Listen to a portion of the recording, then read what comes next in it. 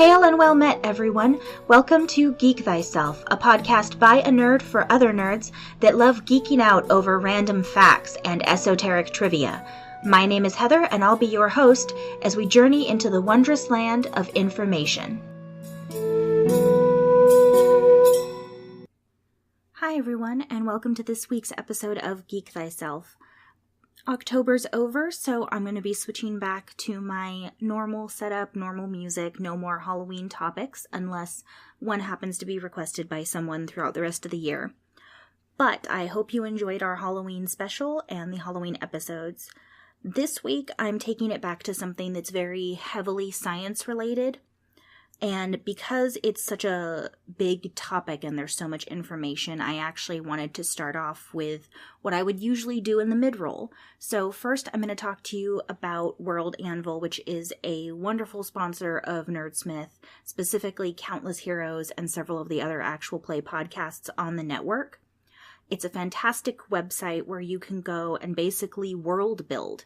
So it's fantastic for authors, it's great for dungeon masters who want to really flesh out their world for their players, anything like that. There's different levels of membership you can get, which changes what your options are, but it's amazing and it's the most advanced world building option out there. The DM for Countless Heroes, Logan, who's also one of the Nerdsmith directors, has done tons of research into trying to find the best world building option that he could to make sure that we had as much information out there as possible about Vale, the Countless Heroes world, and World Anvil by far was the best one he found out there.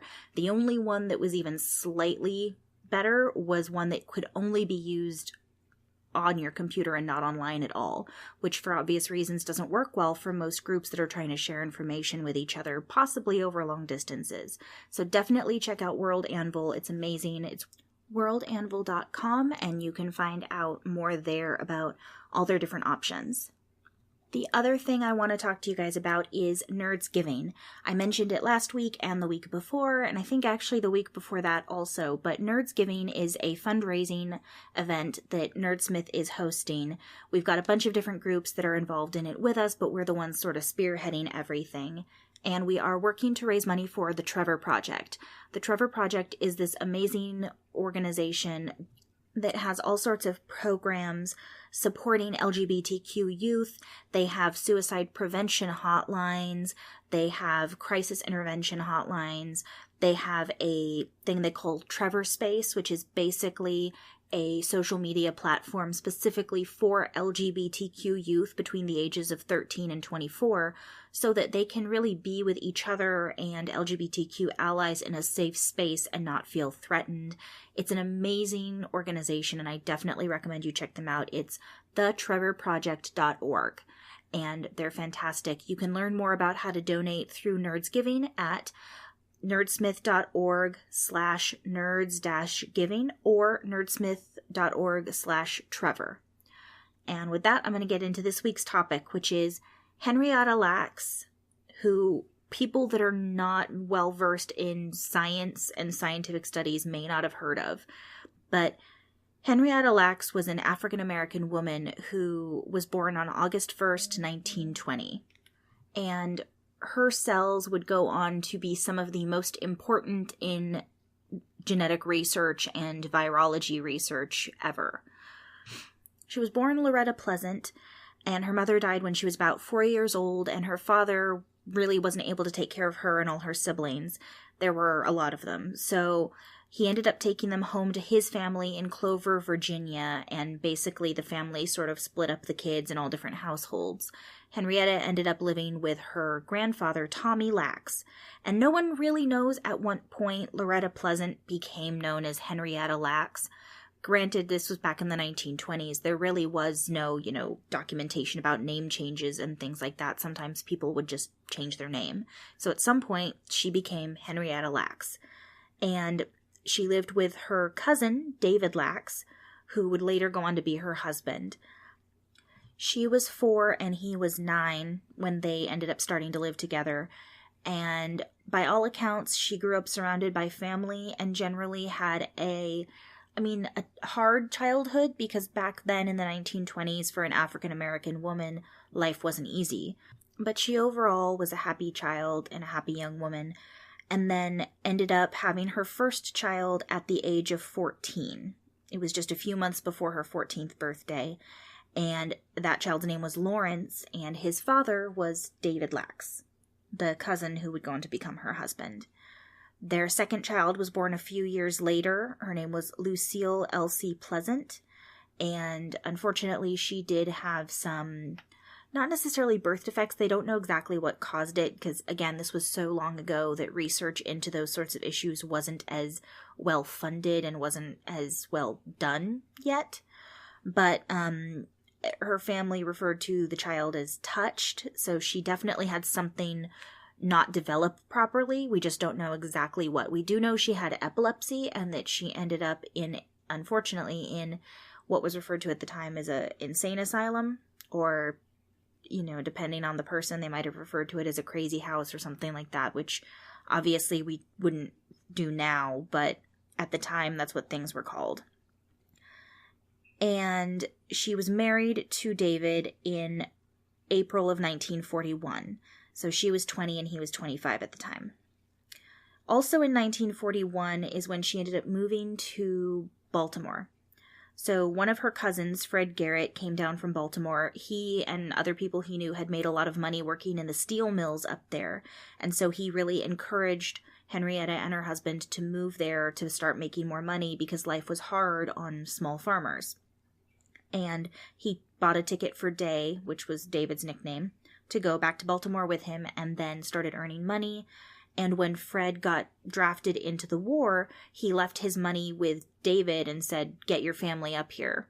And so Henrietta and the kids came and joined him. Life wasn't perfect. Again, this is the 1940s and early 50s. She's an African American woman in society, so things were still not fantastic. The civil rights movements hadn't happened yet. There were a lot of segregations everywhere. Even in the North, up in places like Baltimore, things were still being heavily segregated. And so they didn't necessarily live richly, but they had each other, and she had a lot of children that she loved and cared about a lot. They helped family move up from the South into Baltimore, where they had more opportunities. So all around, things were okay. Then in 1951, and a little before, she started feeling some discomfort in her abdomen, and specifically in her womb area. So when she had sex with her husband, or when she was trying to just do anything like that, her period wasn't normal. A lot of things started happening, and she went to the doctor to find out more about what was happening. They diagnosed her in 1951 with cervical cancer, and specifically at the time, they diagnosed it as epidermal carcinoma of the cervix, stage 1. It was diagnosed by a doctor at the Johns Hopkins Medical Center, which was where a lot of Henrietta and her family and friends would go, because they did offer a free public clinic for people who couldn't afford all the treatments, or at least a low-cost one. One of the doctors that ended up working with her was a man named Richard Wesley Telind, Telinde, and he was actually one of the top cervical cancer researchers in the country at the time in 1951. And he had just had a theory that he was sort of in arguments over with some of his colleagues about whether or not the two different main types of cervical cancer that they would see would actually react the same way and be just as malignant as the other.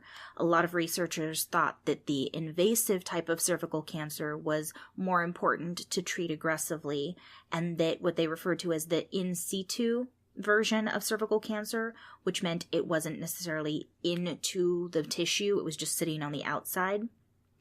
They felt that that one wasn't as necessary to treat aggressively, and he argued that that wasn't true. Also, there'd been a lot of issues with researchers and doctors, again, because advancements hadn't happened yet and equipment wasn't as good as it is now. There was a lot of misdiagnosis. A lot of doctors knew they could do a pap smear and look for cervical cancer cells, but they would misdiagnose a cervical infection as cervical cancer and end up doing hysterectomies that were unnecessary and other major procedures and radiation treatments and things like that Talind specifically was trying to help stop. So his heart, to a certain extent at least, was in the right place before all of this happened. But because of needing cells and samples to work on and to prove his theory to his colleagues so that people would listen to him, he went to another Johns Hopkins researcher named George Guy. George Guy and his wife Margaret were doing research specifically in trying to create cell cultures that could be consistently grown over and over and over, something that was referred to as a quote-unquote immortal cell line. So basically what this was is cells that could be grown in a petri dish or in a medium that could then be researched on without having to actually research on an entire physical person. It also meant that if they could create something, there was the potential for researchers to have very specific cell types. So hypothetically, they could have just liver cells or just lung cells and things like that. And it is something that exists now. But back at the time, no one had really been able to create a consistently reproducing line of cells for any kind of research. So he and his wife were working on that, and Talind went to them and basically said, I will give you cell samples from all of my cervical cancer patients that I take anything from, and in exchange, when we find something, I need you to grow cells for me for my research.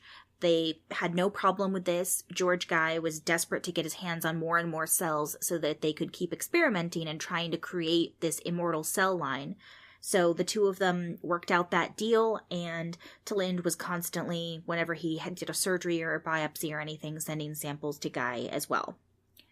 So in February of 1951, Dr. Jones, who had been Henrietta's original doctor, got the results about the cancer diagnosis and called her to tell her. And then a few days later, she went back, signed an operation permit, and had the operation to get a chunk of it removed, as well as have radium plates, which are extremely radioactive. But that was how they did the radiation treatment back then. They had plates treated with radium, and they would essentially sew them into the person so that you had direct contact onto where the cancer had been. So they would do that, and then they would also do some radiation treatment follow-up if necessary. So it was a very typical treatment at the time. And she had all of that done, and a sample of her cells from the tumor that was removed was sent to George Guy and his wife for research. Just like before, all the other times they'd tried to grow cells, they didn't expect anything to come of it because so far every type of cell they had tried to grow died after a few days. They would get it to reproduce for a little while and then it would just stop. And they also were testing different mediums to grow them in. So you can imagine their incredible shock when the cells from Henrietta Lacks grew and reproduced like nothing anyone had ever seen before. Her cells were referred to as HeLa, HeLa, which was a common shorthand at the time to keep patients' information away from the research. So here on out, if you hear me refer to HeLa cells, that's what I'm referring to, is specifically her strain of cells that are used in research. And her cells grew faster, 20 times faster, than her healthy cells that they had also gotten a sample of. And the research was going well. They had a culture medium that worked really well, and her cells just grew and grew and grew, and they were able to continuously reproduce them and have an quote-unquote immortal cell line. It was around this time that George Guy started confiding to some of his closest friends and colleagues that he thought he might have actually found and created the first immortal human cell line. And also at this point, because no one else had anything like that, and because it was very useful for a lot of research, his friends asked if they could have samples of some of those cells to use for their own research, and George said yes. It is important to note at this point, Henrietta had not been told that her cell samples were going to be used for research. As far as she knew, and as far as her family knew, she went to the doctor for treatment, and that was it. She had no idea that they were taking biopsies of her to be used for any kind of a research process. And at the time, I do want to be clear, at the time what these doctors were doing was not considered wholly unethical. Obviously, you and I today, this is horrible. This would not happen nowadays. It is completely illegal to harvest things from people without their consent. You can't use bits of people's body for research without their permission. I mean, at least you're not supposed to. I'm sure people do somewhere, but you're not supposed to here in the US. And there's all sorts of rules and regulations in place for research, things like that didn't exist back in 1950. They just weren't even present. And because of that, a lot of doctors would do things like this, especially if they worked in lower income areas. The thought process was something along the lines of, they can't afford their treatment, so this is how they're paying me. They're paying me back by letting me do my research on them. It's definitely something that we would consider unethical now, and I'd like to think that at least some doctors back then probably considered it unethical, but at the time it was very common practice. And so Henrietta and her family had absolutely no idea this was happening, and they didn't know that it had happened for a very long time. Because all of Henrietta's symptoms didn't completely go away after the initial treatments, she did end up having to go back for more radiation treatments, but it still didn't seem to help, and there were even moments where she had to go back because she couldn't pass urine. They discovered in June of 1951 that her cancer had started spreading. She had finally gone back and basically demanded they check her more thoroughly because they kept dismissing her when she said she wasn't comfortable and thought something was wrong. And finally, in June of 1951, they did find actual evidence, and they couldn't dismiss anything anymore. They found an actual tumor again. And this time, unfortunately, its location and everything meant it was inoperable. They couldn't do anything to take it out. So at this point, they knew she was starting to have it spread everywhere. They knew it was inoperable and not a good prognosis. But she still didn't understand fully necessarily at the beginning that she was going to die, and neither did her family. But as she got sicker and sicker, her family did start to find out more about what had happened. Up until this point, she'd kept it from them, at least the majority of them. Back again in the 1950s, it was one of those things where you just kept going. And Henrietta Lacks in particular was known for just pushing forward, continuing to go on, continuing to move ahead with what she needed to get done.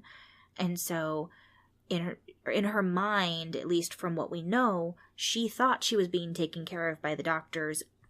She and her husband, and honestly most people who were from lower income families back in the 50s and 60s, especially, again, unfortunately, especially African American low income communities that had been based out of the South, a lot of them didn't get a lot of education.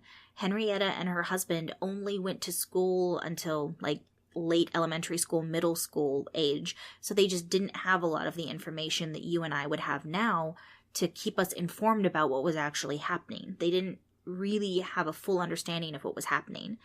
There's documentation and record of the family actually telling people that they didn't realize the doctors weren't curing her. They thought the doctors were trying to fix her. And it wasn't until later that they realized she'd been so far gone the doctors couldn't have fixed her.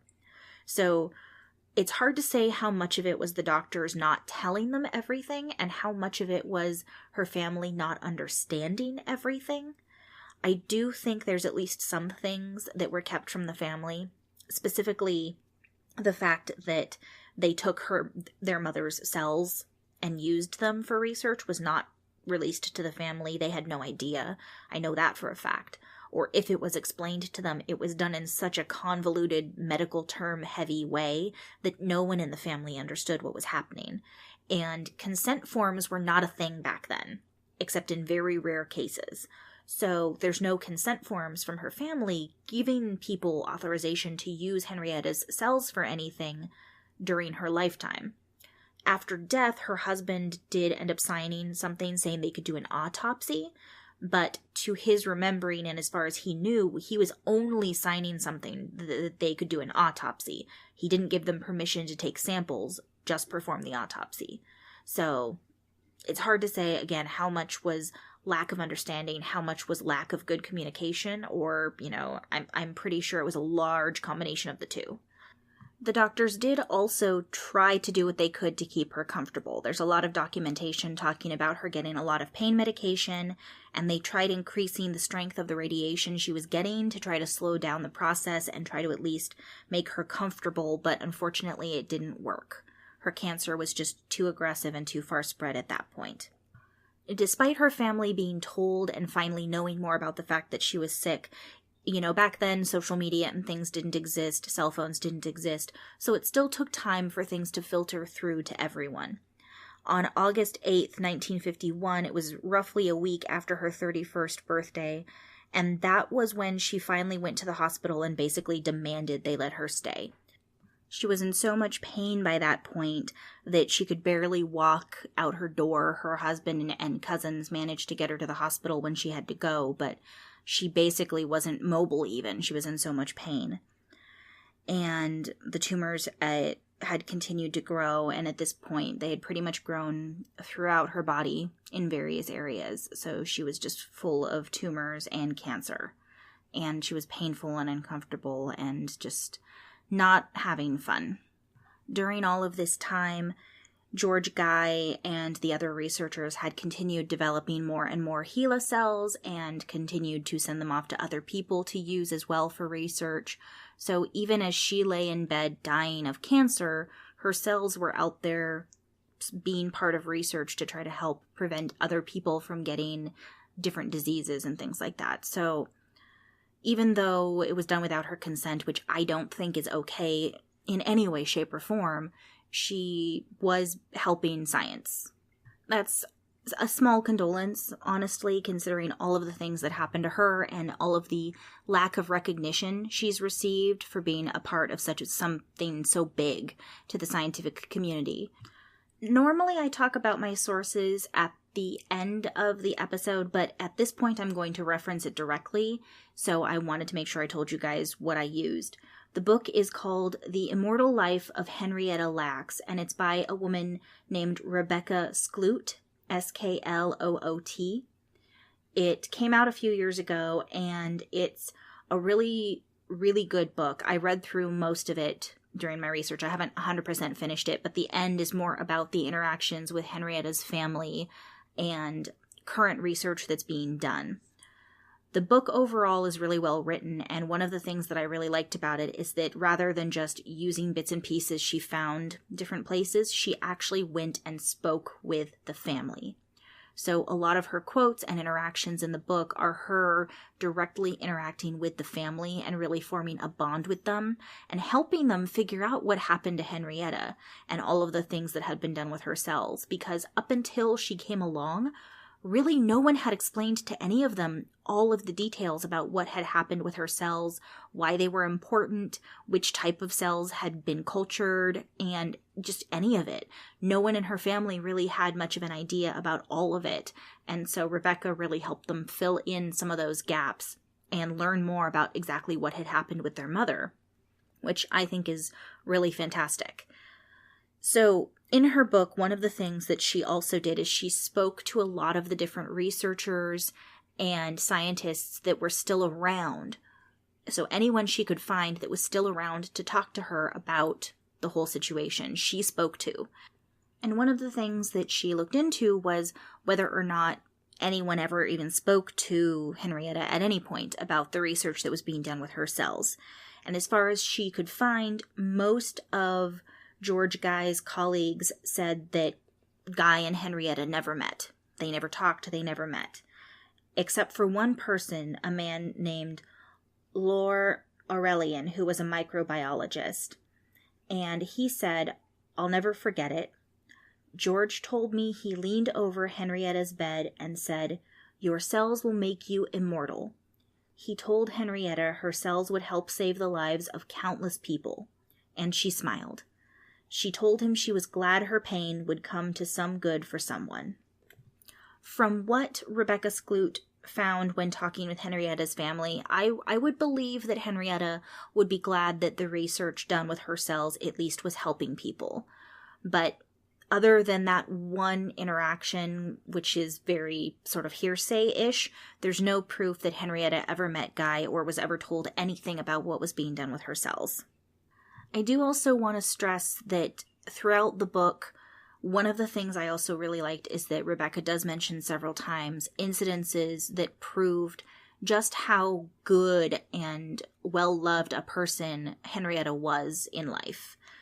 In September of 1951, when she was doing really, really poorly, she needed so many blood transfusions that at one point, a doctor basically wrote in her chart, "Don't give this patient any more blood until she settles her deficit with the blood bank." So basically, she had used so much blood from the blood bank because of what was going on in her body that a doctor at the time, again, this is 1951, but a doctor said she can't have more blood because she's used too much, which is just horrifying to me. But after hearing that, one of her cousins, a man named Henrietta Lacks, heard about it, and he rounded up his brother and several of their friends who were all these big steel workers, and they went to the hospital to donate blood for her. He was one of the many cousins that Henrietta and David had helped move to Baltimore over the years. And in her book, again, because Rebecca was able to actually speak with the family, she found out about when Emmett went there with his brother and friends. They went into Henrietta's room and they were talking to her, and she tried to basically reach out to them to say hi and that kind of thing. And she suddenly had this just spasm of pain go through her. And Emmett had noticed that they had basically the leather straps on her wrists and ankles, but he didn't know why. He found out when that spasm of pain went through her because she just started screaming and flinging herself up and around on the bed as hard as she could because there was so much pain going through her at that point. And for obvious reasons, I'm not going to go into the details of the image, but basically that tells you just how uncomfortable she was at the end. So she had fought for so long and was just at a point where she couldn't fight anymore and the pain was too much. Not long after that, later in September, on the 24th, 1951, they started treating her with lots and lots of morphine and not really doing any other treatments because they just wanted to try to keep her comfortable. So they were trying to make sure she wasn't suffering as much as they could. But again, back then, advancements hadn't been made in all of the different areas. There wasn't as good a pain control medication as there is now. So she was basically just getting straight morphine and was extremely disoriented and didn't know what was going on. And then at some point, her sister Gladys came up from the South, and her cousin Sadie, who also lived in Baltimore. They'd both been spending a lot of time with her. And she told her sister, make sure David takes care of the kids. It was almost like she knew. And then later that same night, on October 4th, 1951, at 12:15 a.m., Henrietta Lacks passed away. It was after this that John Hopkins reached out to her husband, David, to ask for permission to do an autopsy. And again, like I said, he is noted in the book as saying that he remembers giving permission for the autopsy, but he never told them they could take samples from her. So what exactly that permission form said wasn't gone into, but that right there is another example of some sketchy behavior. The fact that they had to ask him for permission is because back in 1951, what happened to your body when you were at the doctor and they were performing procedures and stuff on you, the parts of you that were you, there was no law in place that prevented the doctors from taking samples and doing whatever they wanted. But you had to have permission from the next of kin in order to do anything with the body after death. Really strange way to look at it, but that's what was in place in 1951. And at first he refused to let them do anything, and then eventually, again, because of confusion over what they were asking and or possibly being slightly misled in terms of what they were asking for, David agreed to let them do the autopsy because in his mind, he thought that what they were doing was going to be something to help prevent his children from getting cancer like his wife had had. He thought he was protecting his children and possibly some of his other relatives by letting them do the autopsy and testing. So he didn't, again, fully understand what was happening.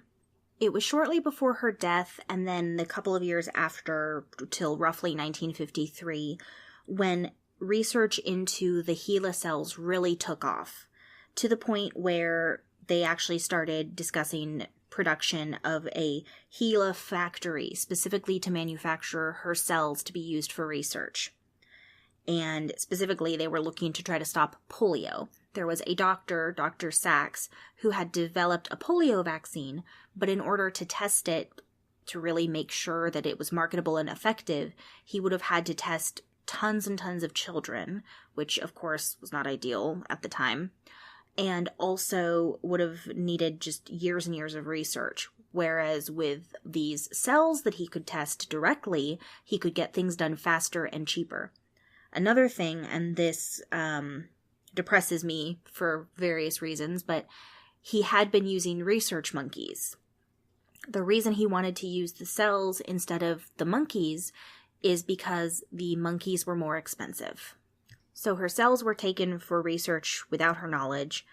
They had created an quote-unquote immortal line of cells, and now they were being chosen over monkeys just because of cost. Which I don't condone animal research either, just to be clear, but just overall, the whole situation back then with research and all of the ethical and unethical things that were done with research was all over the place and crazy. And that's why there's so many regulations in place now, because we want to make sure things like this don't happen again. Ultimately, a production plant was built at Tuskegee Institute, which was an African-American college, and the HeLa cells were developed there and shipped worldwide. And they were used in all sorts of research, and they acted like normal cells, even though they were cancer cells. So what this meant is that the only thing about them that really differentiated them from a normal cell was the fact that they were cancer cells, but they could still pass nutrients back and forth, they could pass viruses and bacteria back and forth, so it made them fantastic for research. They were used to develop vaccines, antibodies, and techniques for handling different things, techniques for how to freeze cells without harming them or changing them. They also helped to standardize research methods for cells and the lab because there was a standardized medium to use. There were standardized cell procedures in terms of sterility and cross-contamination prevention. All of these things that didn't exist before. They were also used in research for cell cloning. So the way that the cell line worked is that a sample, so a little cluster of cells from Henrietta, was used to create the HeLa chain, the HeLa line. So what scientists figured out how to do was actually take a single cell that had a trait they wanted, because in this cluster each cell was slightly different. They took a single cell that they liked for their research, and they figured out how to clone just the one cell, which of course was part of the research into later cloning of all different kinds. So that's another scientific thing that HeLa cells helped a lot with. At a certain point, Tuskegee could no longer keep up with the demand for the HeLa cells, and it was at that point that a company called Microbiological Associates, with its two owners, Samuel Reeder and Monroe Vincent, realized that they could make money if they built a cell factory. So they went to Bethesda, Maryland, and built a factory that was just for reproducing HeLa cells and shipping them all over the world. And after a while, they were at the point where they were literally shipping HeLa cells all over the world in varying quantities, and they even had some standing orders with big groups like the National Institute for Health. Over the next few years, as this continued, selling and shipping HeLa cells all over the world for research ended up becoming a multi-billion-dollar industry. And at this point, Henrietta's family still had no idea. A lot more happened after that. Lots more research was done with her cells all over the place. And a lot of different things happened with the family as well. At some point, some researchers even reached out to the family about getting samples from them, blood samples. And again, either because of misinterpretation or miscommunication, the family thought they were giving blood samples to be tested for cancer. They thought that they were being checked out to make sure that they didn't have the same thing their mother had that killed her. So of course they all went and did it. But things like that kept happening. And then finally, a research paper was published that actually mentioned Henrietta Lacks by name, because until then, George Guy had been very closely protecting her name. They hadn't wanted to release it to the journalists or anything like that. And so when her name finally came out, people in the scientific community learned about her. And then one day, one of Henrietta's children, well, one of her daughters-in-law, someone she never met, a woman named Babette Lacks, who was married to Lawrence, was visiting a friend, and the friend's brother turned out to be a researcher. And he found out that her last name was Lacks, and then they started talking, and Babette discovered about Henrietta's cells being used in research, something that no one in the family had any idea about until that day. So you can imagine their confusion and their upset over everything. And to this day, the family still hasn't been compensated that I know of. And HeLa cells are still used all over the world for different kinds of research, especially cancer research, since they are cancer cells. So they're used by different laboratories and different researchers to try to find ways to cure cancer. So they're doing very good work. They're important research materials, but they're also cells that were taken from someone without her permission. If you'd like to know more about Henrietta Lacks and everything that happened to her and in her life and what happened after with her family, then I would definitely recommend reading the book I used for my research. Again, it's called The Immortal Life of Henrietta Lacks, and it's by Rebecca Skloot. The tagline on the front says, "Doctors took her cells without asking. Those cells never died. They launched a medical revolution and a multi-million-dollar industry. More than 20 years later, her children found out their lives would never be the same." And that pretty much sums it up. So, again, I recommend reading the book. There's a lot of fantastic information in there and a lot of first-person accounts from her children and her husband and her cousins that are a real look into the life she led and who she was as a person. And with that, I'm going to call it good for this episode, and I'll be back next week to talk to you again. Please remember to check out the other wonderful podcasts and productions here at nerdsmith.org. I'll be back next week with a new and interesting topic, and until then, don't forget to geek thyself.